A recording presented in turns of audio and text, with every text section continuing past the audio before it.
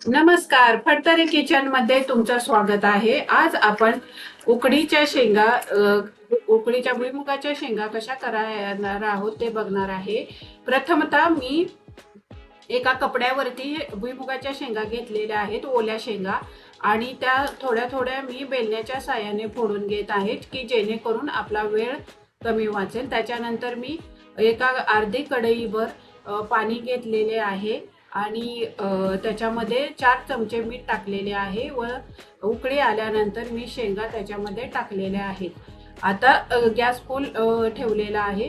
एकदा की उकळी आले की आपण गॅस मीडियम ती करून ह्या शेंगा चांगल्या शिजवून घेऊ। साधारणतः 15 ते 20 मिनिटांमध्ये ह्या शेंगा चांगल्या शिजून निघतात आणि अधूनमधून मी 2-3 वेळा ह्या शेंगा अशा हलवून घेतलेल्या आहेत की जेणेकरून शेंगा आपल्या चांगल्या शिजल्या जातील।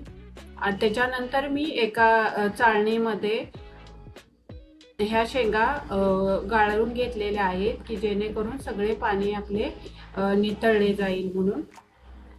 ह्या शेंगा आपण स्नॅक्स जेवताना तोंडी लावू शकतो।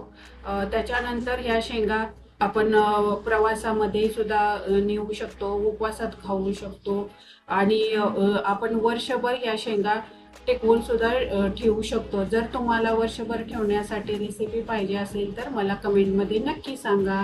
थँक्यू, धन्यवाद।